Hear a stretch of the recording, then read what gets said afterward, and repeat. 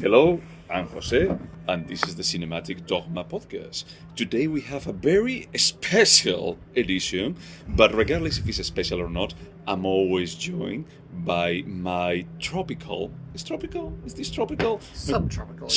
Subtropical friend, Blake. And I'm here, and I'm so grateful. We're in Tenerife, Africa, which is Spain. It's part of Spain. I'm not saying this is not part of Spain. But yeah, we're here.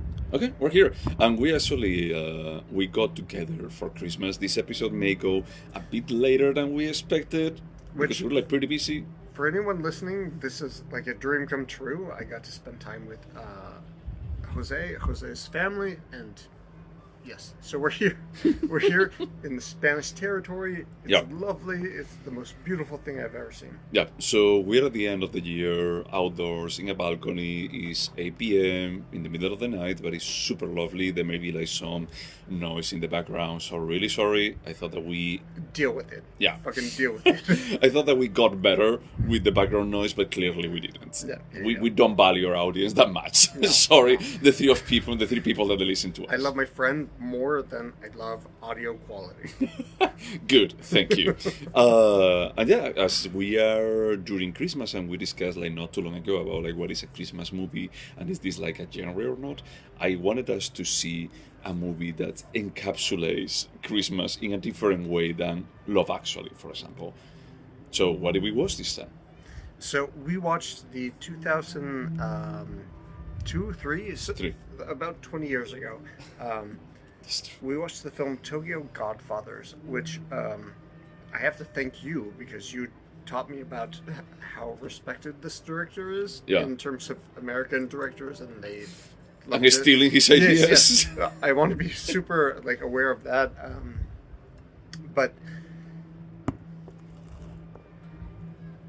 how do I describe it? He's visually super appreciated, right? Yeah. But Americans use him basically to rape the visual style. Yeah. And just tone it down to what you can do with live action. So I always tell about Satoshi Kon, that is the director of this film, that he directed anime, but he used the medium in a super smart way to do things that you couldn't do with live action. And this was not about special effects or magical girls or anything like that. It's not about the tropes of the medium. It was more about hey, if I want to do super crazy fast paced editing, is that this will work in animation, but it won't work in live action. Yeah. And I think I have an appreciation for that only because you taught me completely. Yeah. Because it's a little weird what America did to this guy. No, it's not America. Oh, it's not. It's Darren Aronofsky. Darren Aronofsky was No, but he actually got the license for actually doing a live action remake of Perfect Blue, and he ripped several scenes and the main story of it for two different movies. Is that that's one of the reasons why I don't respect Aronofsky. But we don't have to get into this. But don't you respect him for finding something? He's like, this is fucking cool. I'm gonna put this in a movie, live action movie. No. No, I respect more. Who was the director of Vanilla Sky, Cameron Crowe. I'm going to remind you, you said that for... I never watched it, but he actually made he made openly a remake of a Spanish movie. And he says hey, this is cool. I want to translate this to the American sensibility, so let's replace Nagua Ninri and Eduardo Noriega by Tom Cruise and Cameron Diaz. Why not? Okay. I'm not saying that it's good or not, but he actually tried to respect the original material. Yeah. And Aronofsky was like, I don't know what you're talking about. I don't know. I'm just talking about I'm just really talented. Yeah, I'm just really talented. And I did this is a story about a woman going crazy. It doesn't have to do with anyone. So, yeah, we was talking about fathers in this case. And this, I think that it was pretty clear my pick. Do you want to summarize it? Yes, absolutely. So, I just learned an hour ago that this film is not a remake. It's inspired by a film from the 40s. Yeah. So this film is about three homeless people, Yep. uh, a young girl, a transgender woman, Yep. and just a guy who's an alcoholic, right? Yep. Pretty alcoholic. And those three people find a baby, and they're super interested. Not interested. How to describe it? They basically take care of this baby. Yeah, they on have the need. Christmas. The transgender woman really has the need of just like take care of the baby. She has she has the maternal instinct, and basically the entire film is about this baby taking care of it. They run into um, like a yakuza boss. They Yeah. have all these interesting interactions, and ultimately they all. The film resolves itself in a very nice way, but they all, in the resolution, they. Um, this baby lends itself to something that helps them all grow. Yep. Yeah, it's a story about like personal growth. Yeah, It's like, so at the beginning we only see them as homeless. He said that's the only characteristic that we see of them, and then we discover like more about their past and about like who they are as human beings, and we actually see like resolution. We see like a Christmas miracle, but not only for the baby, like to be a spoiler alert. This is 21 years old. We're over Christmas. You're not going to remember this like next Christmas if you haven't watched it this Christmas. But it's like the baby gets reunited with the family, and each one of these three is that they fix a bit their lives. They fix like something that they regret on their lives. Which is a very, very nice theme in the film completely. Yeah. Um, So it's a bit of no one earns their wings. Well, maybe the transgender woman does. With that surrealist thing. But beyond that, is like everyone is like works on themselves and they acknowledge like the limitations that they have. I'm actually very interested in discussing that specific thing you said, which is about the personal evolution, because particularly about the woman, I got a little intense about it felt a little transphobic. Japan is quite homophobic. I mean, I don't know if nowadays, but in 2003, it's like probably they were like pretty openly homophobic. The story is lovely, 100%. But Yeah. the way they treated trans people was a little intense. Yeah. Do you think that the director... So I think that the director is a bit more objective with the situation. It's a bit more of portraying that is a transgender woman would be treated like this. It would be like made fun of, and it would be like having to suffer through all of this. It's more like just putting it on the table as a way of displaying that is like these people don't have a happy life, not as a way of this person deserves this. He's not homophobic in the portray, I feel. You know more about anime and about Japanese culture. You've been to Japan. Yeah. But do you think that is there anything in this film that's disrespectful to trans people? Well, I'm not trans, so I cannot say. I know, but you know more about Japanese culture than I Yeah, do. I think that this. I mean, I wasn't there in 2003. I visited on the teams, but I feel like what he represented is probably accurate to what the reality would be of someone there. Her reality. Yeah. Okay. Yeah. So I don't think that the movie is transphobic. I think that, or homophobic in any kind of way. I think that it's more of the society per se. I mean, just remember that gay people cannot get married in Japan yet. Oh, I didn't know that. Yeah.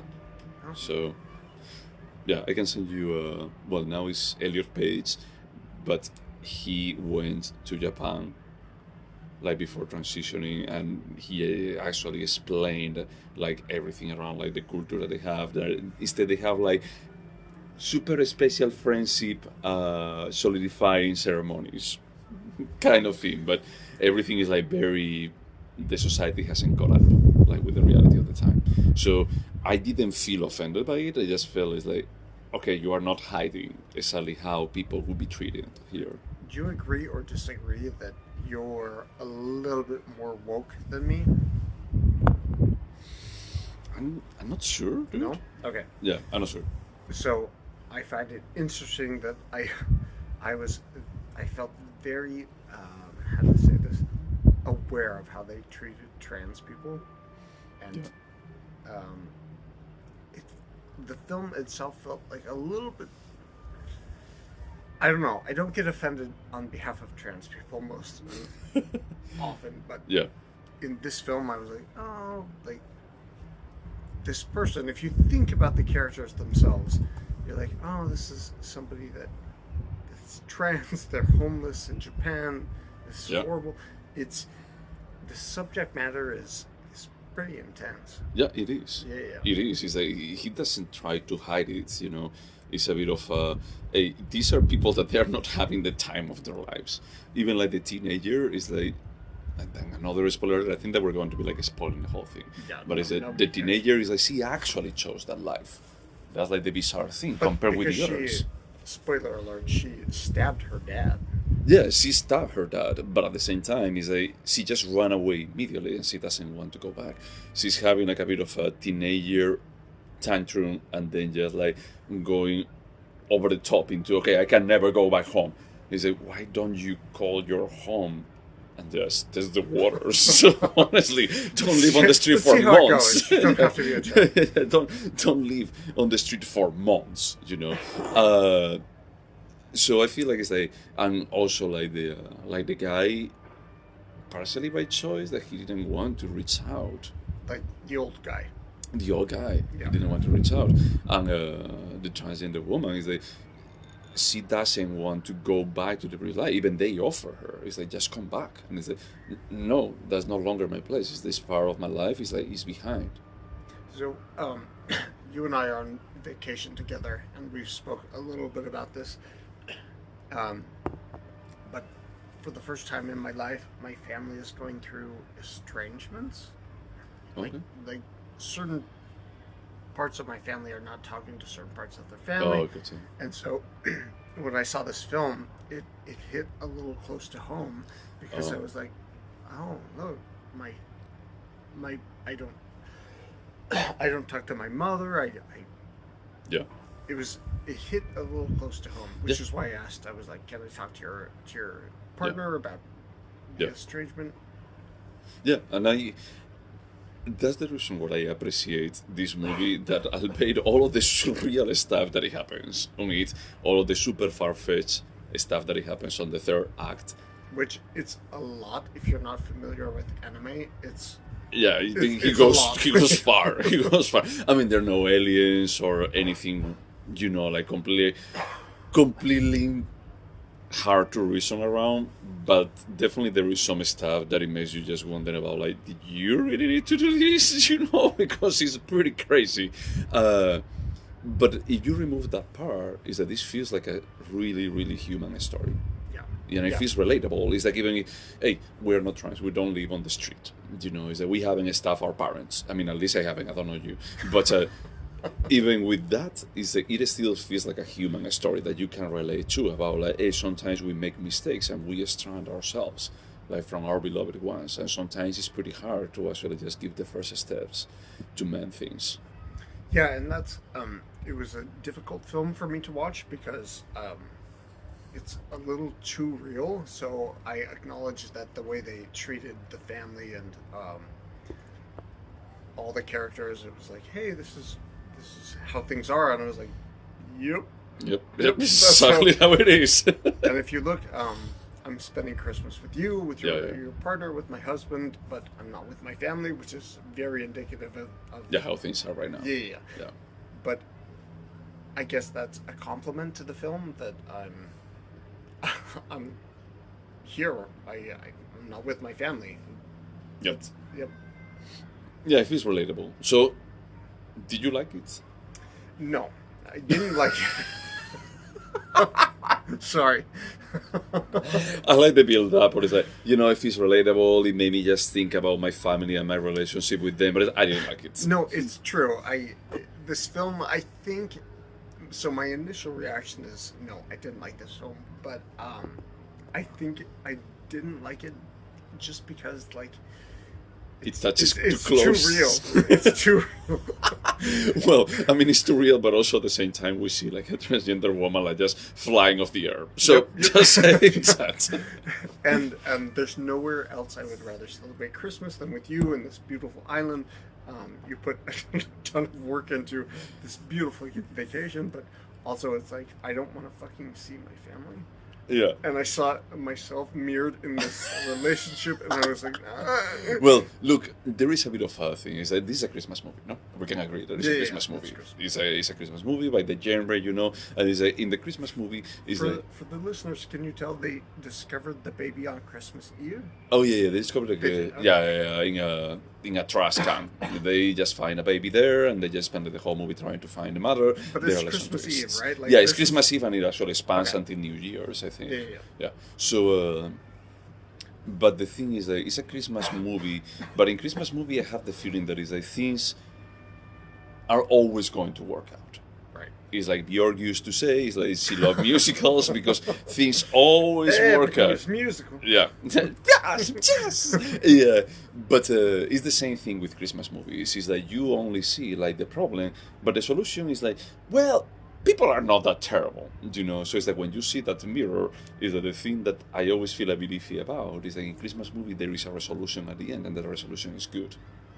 Is that it's fine, it was a misunderstanding, and now that they have like the goodwill, is that things just fix and we move on with our lives. But that's not the reality of most people. Is that when you have family that you don't get along, you may go to a Thanksgiving dinner, and then you're going to fucking hate them the rest of the year. So I just spent the last several days with Jose's family, who I've never met before, and Jose's family is remarkably kind, super sweet. But did you feel any sort of in relation to this film? Did you find? I mean, it's empathy. For example, I can empathize with each one of the characters about like the guy wanted to work around like, hey, this is the mistakes that I did. It's not like anyone else's problem or anything. It's like I drank and gambled away all of our family's money, or like the little girl about like, well, I had a bit of a fit and I stabbed my father, so I cannot go back. It's a bit more about like not facing like your reality. So I can understand them. I had the feeling that I tend to be more head-on, like with my problems. Yeah, the reason I ask is because the scene where the dad comes back and meets his daughter, that was super difficult for me to watch because my dad is, he's a nice guy. How do I say this? He was super sweet on Christmas, but when I saw that scene, she was like, "Oh, hi, Dad. Are you here? You're." How can I just describe that scene? It was super uncomfortable for me to watch. Yeah, when they actually ran into her. Yeah, because the dad basically goes to a hospital and he runs into his daughter. His daughter is a nurse, right? Yeah. And for me, it was like, oh God, if I ran into my dad, I wouldn't be comfortable at all. So you were saying about like the scene that it was hard to see when they actually just find again, like just meet again. Yeah, it was difficult to watch this film because my own family dynamics are super fucked up right now. Yeah. So it was that scene where he reconnects with his daughter. I felt so deeply uncomfortable because that character is a piece of shit, in my opinion, and so is my family. Oh, the little girl? No, the dad. No, but the dad didn't do anything. He was an alcoholic that left his daughter. daughter. Yeah, you mean like, okay, the father, yes. Yeah. Yes. So I had the weirdest text exchange with my father this Christmas where he just married this horrible woman. I shouldn't say that. Yeah, we don't have to go into details. It's just that I saw my own life reflected in this film, and it was super hard for me to watch because I was like. Let me then really ask the question in a slightly different way. I asked you if you like this film. Is that do you think that this film is good? I think in terms of being a film, Yeah. it's okay. It's good. Yeah. This Christmas, it was too much for me. Gotcha. But I don't think this film is super important. It's a Christmas movie.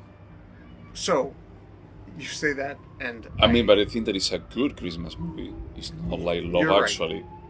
Fuck you. I was just No, gonna true. say. I know that you were going to say that, but it's like the reason why I picked this one is because you told me that it's like, hey, this is good for being a Christmas movie, and for me it's like, no, not even by that standard. Love Actually is a good movie, a good Christmas movie. And I understand that it's my problem. In fact, you went to do something. You saw Santa Cruz today, and I made friends with a British woman, and she found out. I told her. Well, Pablo told her. My husband told her that I was a film critic, and he was like, "Oh, they just talked about Love Actually," and I was like, Don't say that to people. "Yeah." And she was like, "That's one of my top 3 favorite films." What are the other 2? That's my question. Oh. When someone says like top 3, is like, what are the other 2? It was interesting because not Mulholland Drive, Wuthering Heights, the original from the 40s. Oh wow. She was very into that. I mean, she was a lovely person, but I realized that I was like, nope, I can't. Abort.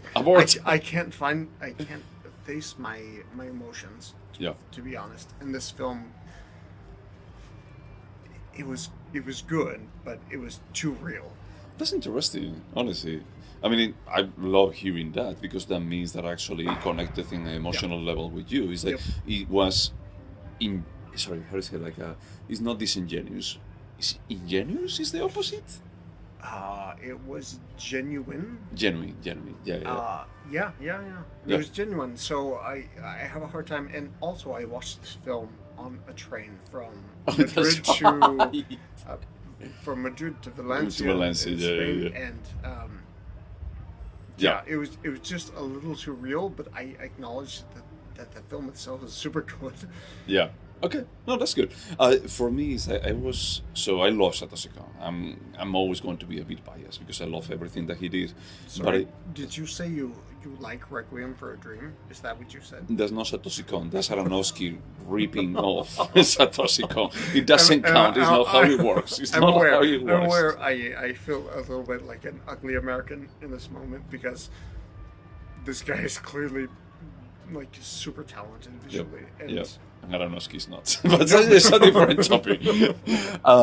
But Tokyo Godfathers, and I watched this with my boyfriend, and I was telling him, is like, I always felt like Tokyo Godfathers was his weakest movie. He only has like 4 movies. That is Perfect Blue, Millennium Actress, that we watched both of them, this one, and Paprika. It's like only 4 movies, like full-length movies. And I always felt like Tokyo Godfathers is probably like the weakest of the 4. But now that I'm a bit older, I'm starting to appreciate it from that heartfelt perspective of maybe I'm like super lucky with my family, friends, boyfriend, about like not having any of these problems, but I think that how these characters are depicted is a very empathetic way that you can relate to. And then it's silliness, and adventures and whatever, but it's like that way of just the suffering that they go through and how they grow. I just felt like, hey, this is actually a really good script. It's like, it's silly at some points, but it's like, you brought these characters amazingly well for what I expect from a Christmas movie and an animated movie. So you have been kind of my guide to anime, right? Yeah. And you show me some anime that's incredibly beautiful, wonderful. What's the anime you showed me about the actress, Millennium people who die? Akira? No. It was specifically a show that people got to a bar. Oh, Death Parade. Yes, I forgot that. Yeah. I love that one. So you've helped me appreciate anime, and I know there's something there that I like very much in terms of anime. It's the medium, honestly. This is like one of those things that unfortunately the medium has like a lot of garbage directed to better be 30 years old that they live in a basement. Yeah. Sorry for audience if they fall into this bucket, but there is a lot of that. But it's a medium, and you decide like what you do with that medium. And I had the feeling that there is like really, really, really amazing stuff that explores the medium. And you're right. And anime, I say it not even knowing what that means, but the way you've introduced me to the genre, I've been like, wow, this is super interesting, how cool, but I couldn't appreciate this shit With a guide. No, without, if you hadn't said, hey, this is worth good. watching, Yeah. I couldn't appreciate it. So when I watched this film, I was like, okay, as an American, I feel uncomfortable about the way the trans person is born. But when you say that there's something interesting there, I pay attention, and there's clearly something there in this film. Yep. There's an interesting, how to say this, there's something about the script that is like, yes, this is real, this is authentic, Yep. I appreciate it, but also when they showed the trans woman, or what was the name of the daughter? Oh, I don't remember the character. Let me just check. There's a young woman who I think is 15, 16, who is a runaway. It just all felt too real, but at the same time, it was so over the top that I was like, eh. It's a really good balance on the, how do you say, it's good balance for just making you feel connected with the characters, but also at the same time at a safe distance for just enjoying the story. Yes. There is so the other day, my boss on our internal chat, he was saying, hey, in Christmas, remember to watch like some Christmas stories, like It's a Wonderful Life, Die Hard. And all this. He made a Die Hard joke, and we actually, of course, everyone says that Die Hard is a Christmas movie. Let's stop joking about this. It's the definition of a Christmas movie. The good guys win, the bad guy dies, and he says Christmas. USA. USA at the same time. But I actually mentioned, he said, oh, and remember to watch Tokyo Godfathers if you like anime. And he said that he said, yes, I would watch it, but this is a very tear-jerker kind of movie.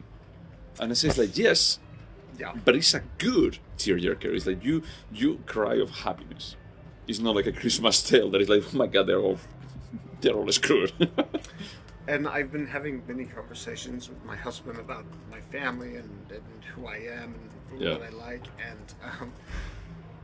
and I said to him, I think,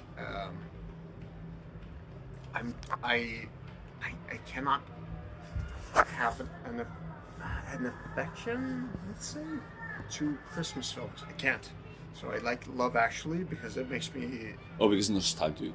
Yes, I have a very hard time with this nostalgia. So, we've had an ongoing joke about A Christmas Tale. Yep. Which is it's not a comedy. It's a very fucked up film, but for me that feels like oh yes, this is real. This is my family dynamics. Yes, no, but that's true. My mom would be a super bitch if I tried to give her my bone marrow, and so when I saw this and it was heartfelt. Yeah. It's difficult for me to be like, yes, this is a good movie. So you prefer like the Christmas Tale approach that is like, hey, let's not pretend. Families most of the time are fuck up. It's not that I prefer it, it's that like A Christmas Tale is my world. It's like my mom is and this movie is telling you that it's like, but there is a silver lining, there is a hope. And that's what I find a difficult thing to accept, because it's like, no, people aren't good like this in this film. But that's my reality. I honestly, I don't know. I mean, honestly, like the story of the teenager, I feel like, hey, that would have ended like that. Like if the parents, and it looked like the parents were like reasonable people. I'm not talking that reasonable people should accept a stabbing, but reasonable from the perspective that is that, hey, if your daughter runs away, you're going to go crazy worried about her, and the only thing that you want is for getting her back. Do you feel an affiliation into the family dynamics of this? Sorry, on which one? Of this kid who ran away. Hold on, let me think. Like the father that actually meets up the So, back to A Christmas Tale, that feels super real. Like, this is, this is my family. Yeah. Did you feel that way in terms of Tokyo Godfathers, where it was, you're like, oh yes, I love my family so much, and I just spent like 4 days witnessing your interaction with your family, and you clearly love them, but yeah. Did this film resonate with you in a way where you're like, yes, this is my family dynamics? It might not be super good or healthy, but... Well, I know that, for example, like my parents, I mean, I never staff my father. So, you know, I think that if I were to run away, they would go crazy worried about me. And then at the end of the days, that they would only want me to go back. I think. But so you felt like, oh yes, yeah. my family. But for me, it's like, at the same time, it's like I understand that every family is its own wall, and I understand that it's like we are having here like the happy resolutions of these stories. I had to say that I love. They didn't deal like much into the transgender story, like the transgender woman story, but I would have loved to know more about like how she went away from that place, from that club. What was her life afterwards, how her life like fell apart, you know, after he died. So I just felt like I would have loved to hear more about it, but it's more about like the strength of family links. Sometimes it's chosen and sometimes it's given, you know. And the resolution of the film itself, it was super satisfying watching all of them progress. I just think I have a rejection. I like the film, but I have a rejection of this film because I'm like, no, I don't want to make friends with my mom. Fuck you. No, and that's absolutely fine, dude. Is that this is, as I was saying, is that this falls into more of the classical Christmas story that at the end everything works out and everything is fine because people are good. It's like that's not the reality of A Christmas Tale. I think that's more realistic on the perspective of like, no, family dynamics are pretty freaking bizarre. If they're bad, they're bad. So I think if you asked if I liked the film, I would say yes, but it was too real. Fuck you. Well, it was too real, and also at the same time, it was a bit more disingenuous to what your family dynamic reality is right now. Yeah, completely. But also I acknowledge that the only art that can make me think about who I am, where I'm at in my life, like I can acknowledge, well, I didn't like the film.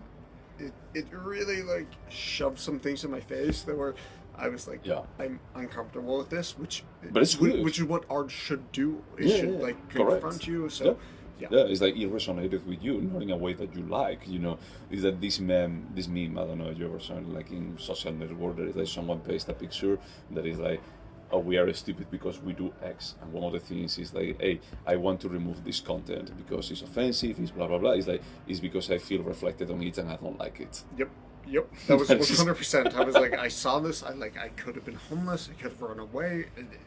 Yeah, I don't like it. Yep, no, fuck you. I don't want to watch it anymore. But I feel like it's a way more human story than other movies, and I don't want to go like, you know, like beat a dead horse, you know, as Love Actually, but I feel it's like Love Actually is that you guys are like going for the rom-com angle, like super cheap and super like big gesture that it doesn't feel real. And here, even if it's like super far-fetched in some aspects, it feels real. You're right. I really liked Love Actually, not ironically. We've had a discussion about this, like, yeah, it's a shitty movie, but I'm like, it feels good about Christmas. This film was super, super nice, and but it didn't make you feel uncomfortable. But it didn't make you feel good about Christmas. But it's not the quality of the film. It's just like it's like where you are right now. Yeah. You know, it's that there are movies that they also do the same for me that I cannot see. That is like I actually resonate with them in a way that doesn't make me feel comfortable. Yeah. So well, right now in today, Blake, December 2024. Yeah. It was too real for me, but I can acknowledge that it was a interesting film. It made me think about my family. It made me think about my relationships. It made me think about my relationship with you. So Oh, that's good. And you got all of that in a train from Metro On the Travelers. train. Well, I was like falling asleep, dropping. Yeah, with the jet lag.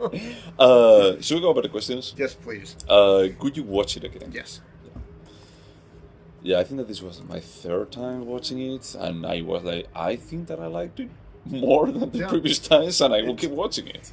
It's interesting. I would watch it again 100%, and I think I would get more if I could step back and be like, okay, you're being emotional, like about your family. Take a step back and think about things. So, Yeah. Yes. Yeah, like knowing where it's going is that you can actually just set some boundaries with the movie about like, let's just skip this part. Would you recommend it? The answer is no, but not because I didn't like the film. It's just again, it made me uncomfortable in how realistic it was. No, I wouldn't watch it again. Sorry, you wouldn't watch it again, or would you? I wouldn't recommend it. Yeah. I would recommend it. I think that it's very family friendly, very heartfelt, less age than It's a Wonderful Life. But if there's somebody who's struggling with their family and they're like, it's Christmas, would you be like, oh, watch this film? Probably not. That's a good point. You know, it's like if you are in a situation of you choose to go with a close friend to another country instead of staying with your family, probably I would be like, well, there are topics here that they may feel. It's not Christmassy. Yeah, it's like, this is not the Christmas story that you want to hear right now. Okay. Maybe, you know. But overall, it's like I think that this is like one movie. I mean, I recommended it to the whole group when I say it's like, you guys should watch Tokyo Godfathers. And hopefully my boss doesn't listen to this, but it's that my boss doesn't have the best relationship with his parents either. So maybe like the third year part that he was mentioning is like just realizing about like, hey, when I'm watching this and realizing that I am not going to get like that forgiving or that welcoming open arms that these characters are getting, you know. So you are right that this is a bit of a. I never thought about like Christmas movies as they can be a very sensitive subject depending on what is the family dynamics of the other person. Well, honestly, I'm super grateful that you gave me insight into A Christmas Tale because I don't see it as fucked up, but it's fucking fucked up. But that's for some reason that's what I want in the holidays, and this because you can relate to that. Yes, but this film feels like super real in terms of like, oh yeah, this is my family dynamics. It makes me uncomfortable, but they solve it. Yes. And this is what I want to watch. No, that's completely fair. Would you remember it? No. Oh well. No, and the reason I say that is because, and I'm super grateful for you introducing me to anime. Yeah. There's parts of anime that resonate with me completely, and there are parts that don't. So in this situation, to recommend this film, I'm like, no, I wouldn't recommend this, but I acknowledge that it's a good film. Yeah, I'm going to go with no too. This is the third time that I watch this, and I forgot half of it. Yeah. I don't know why. Is that I remember that it's like, okay, they find the baby. I remember like this girl like ran away from home that they don't tell you at the beginning. But I didn't remember any of the other stories. I didn't remember the Yakuza boss. Yeah. That is like an insane part too. I don't remember like the transgender woman flying. That's bizarre. But my brain was like completely like, nope, this is not important. It's only Christmas, and there is a baby that they find and take care, and they return. I didn't even remember like that twist with the supposed mother of the baby. Yeah, where she wants to. Yeah, because it's. I agree, and this is why I feel like I'm reluctant to share my opinion about this because I don't understand anime completely at all. Enemy or anime? Sorry, anime. Okay, but you understood Enemy. Yes. Villeneuve. That's the best film ever created. So. Okay. But like for instance, when the car ran over the Yakuza boss. Yeah. It was like. It has like some parts so of comedies, and it's fine. That's completely anime, but I couldn't relate to that specifically. But when I pulled back from that specific scene, I was like, this film makes me feel uncomfortable. Exactly. I have a movie to watch.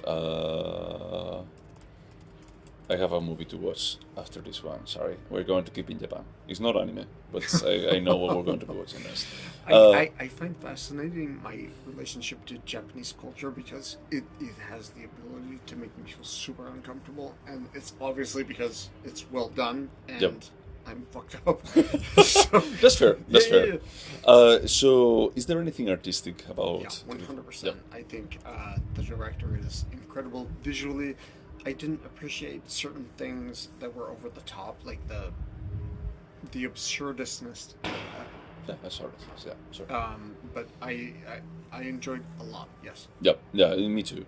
I think that the editing is amazing. The script is really good. Yeah, it has absorbed some silly moments, but it's like once again, it's like this is an anime movie. It's like I'm expecting other, like criteria, and it's like a higher bar. And for being like once again a Christmas movie, is that I feel like this is heartfelt at a level that can resonate with anyone. This is interesting because I don't watch any Christmas movie myself, but I would watch A Christmas Story or A Christmas Tale, Yeah. and I would watch this.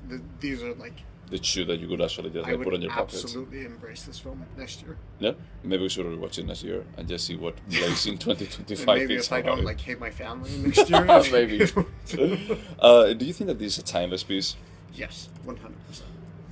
I agree, and I think that something that is interesting is that this was made at a point that we already as a society recognize that it's not only about your given family, it's also about your chosen family. Because at the end, it's like this core of homeless people, they are their chosen family. Yeah, you're completely right. I fucking hate the term chosen family. In San Francisco, people use it like a weapon. It's like, oh, my family fucking sucks, so I want to spend the holidays with these people. I really don't like the phrase, but also I'm here with you Yeah. New Year's, and Yep. this is what I want. Yep. I want Yep. to be with you. Yep. I want to be with your partner. Yep. So, I think that's a problem with me. Probably. Yeah. I mean, I just think that, for example, is that for me, living in another continent is I didn't like that, like the first time I think that it was like a coworker of mine, that she was lesbian, and she told me, hey, do you have already a family here? And I feel it's like, what is going on? My family is in Spain. And it's like, no, your chosen family. And then at the end, it feels like super weird. But then I realized that it's like, my family lives in another place, but it's like, there is a lot of people, like being LGBTQ, that they don't have the luxury of just having good relationship with their family. And they actually build that. And in this case, it's that, hey, it's not LGBTQ. Well, partially, yes, there is T in there, but it's more about like, hey, society has like just left that on the side, left us completely on the side, and we have built like this dysfunctional group of a family together because they get along, but they're not like really close or treating each other with a lot of respect in some points, And I would have to be honest with myself because I genuinely hate that phrase, but I don't mean to make things weird, but you are my chosen family, and I hate it. I hate it so much to use that phrase, but I'm spending New Year's exactly how I want, and it's with you, and not with my family, and it's because, No, I completely get it.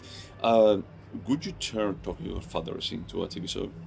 I don't think so. It's not because of any criticism about the film. I think it works as a movie. Yeah. That's it. Yeah, I mean, I had a feeling that you could extend it to just give more background to the characters. And I was saying earlier that I would like to have a tiny bit more about especially the woman, but at the same time, I'm fine with what I'm given. It's like close to 2 hours. So I feel like it's this perfect length for just like telling this story. 90 minutes is 90 minutes, and I feel it's like I get the gist of it. I get these characters. I don't need more. This is like a perfect, like 23rd of December movie night. Yeah, I completely agree. Yeah. So could this have been a short? No, even though it was difficult to watch, you need that time invested in each character. So no. Yeah. For me, it's the same. It's like, yeah, you could remove like some of the silly parts, but it wouldn't change anything. I want like that time. I want like these 90 minutes with these characters and getting to know them. Yep. So maybe you could replace them with other scenes, but at the end of the day, it's like I enjoy knowing more, because even like with the Yakuza, is that we get to see them interacting in different settings than the homelessness that they are used to, and I feel it's like this is good. You know, this is like something that it gives me like more background about these characters. So, Yep. do you think this movie could have been better? I don't have any specific criticisms of the film itself, so I would say no. Yeah, I'm going to go with no too. What I was saying about like there is some stuff that is silly or whatever is like yes, there is, but I'm fine with it. Yeah. I think I found it as I have forgotten it. Is like those scenes are like oh okay. When they were like just getting to the point, it was like my brain was starting to reconnect like things. Is like oh yeah, something is saying it's about, but I'm fine with it because at the end it's like hey, I prefer to see like something visually insane than just hearing some bells and seeing like a star like getting started like oh my god, an angel hug his wings. Is that yeah, I prefer the other part. I prefer like hey, this trans woman actually got her wings and is flying. Yeah, I see that completely. But yeah, should we score it? Yes. And this was my pick. I already have my score written down. So what is going to be I your have score? no idea what my score should be. Let's say 7. A 7? Okay. My score is an 8. I honestly like it a lot. I think that, as we were saying, is I would be down to just watch this next year. And as always, I love that you introduce me to certain films in Asia. Let's say particularly Japan.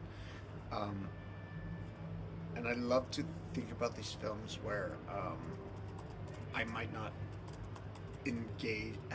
How to say this? I might not interact with them directly. Yeah. But I appreciate watching them. Yeah. Cool. Glad to hear. Glad to hear. So I think that this is it about Tokyo Godfathers. Yep. To everyone out there, thank you so much. Hope that you had like amazing Christmas, New Year's. Probably this is Happy going to New be Year. Happy New Year. Happy 2025. Hopefully it'll be better than 2024. But if you live in the States, probably not. No. Probably not. 2025 is going to be a fucking shit show, so whatever. Yeah, just deal with it. You know, just watch Tokyo Godfathers. It's like when you feel down, just watch Tokyo Godfathers and just think about like that poor girl like stabbing her father because of the cat ran away. I'm so embarrassed to be an American here because I'm like, yeah, we just elected him. That's not fair. Let's just leave it Anyway, there. yes. Yeah, this has been one more episode of the Cinematic Dogma podcast. Thank you for joining. We'll see you next time. Bye.